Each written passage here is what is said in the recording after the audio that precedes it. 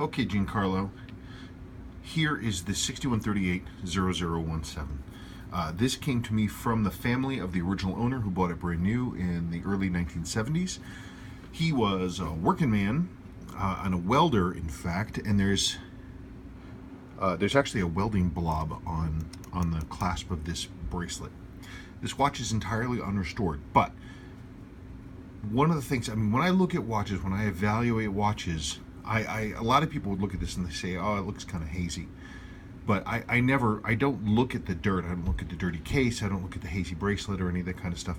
I look at the things that matter. I look at the color of the lume. I look at the orange hashes on the dial. So we also look at the dial lume. And so we can see that the dial lume is really darkened. It's not good, and it's pretty mottled in places. This watch, the lume is not great, and this watch should be relumed. The hand lume is good. I'm always on the fence about that, but we want it to match, and I have a dial lume that will match the original handset.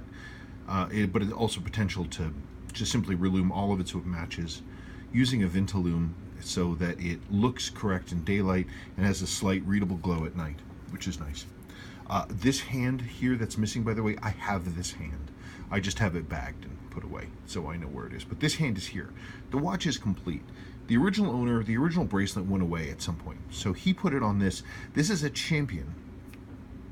One of these sort of funky designs that Champion had at the time. This guy was a welder, so this is not actually attached to the watch. I just put this here so you could see it. There it is. This guy was a welder. Got a big old honking blob on there.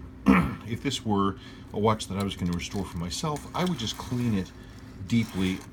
I would probably, I don't know if I'd machine that off or not. Maybe I'd leave it. Anyway, the watch is complete. It's a runner, but you can see how scratched up the crystal is. But what you can't see is how super nice the dial surface is. It has clean, bright printing, has nice silver subdials, and the orange hashes are unfaded. It's a yellow service hand, though it's possible sometimes these did come with yellow hands later on. There are no servicing marks inside the case back, so this yellow hand could be original. You can see how dirty it is, because it's completely original. The watch has never been... I'm the first person to open it, as far as I can tell.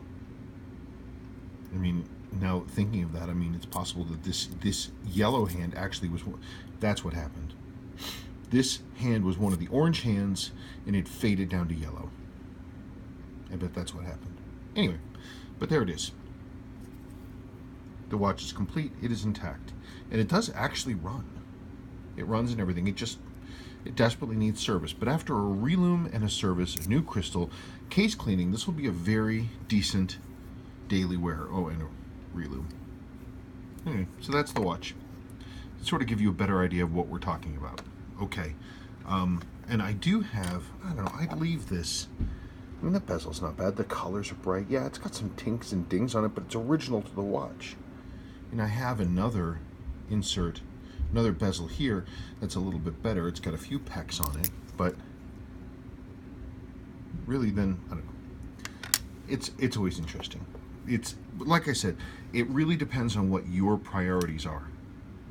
If you want a watch that is, 100% all original and all this, like that other one that we were talking about, then this isn't the watch for you, and leave it be. Don't spend money on a watch you're on the fence about. Just don't do it. There's no point. If this is a project that you're excited about, then we can talk about that too. Okay, you let me know. Okay, bye-bye.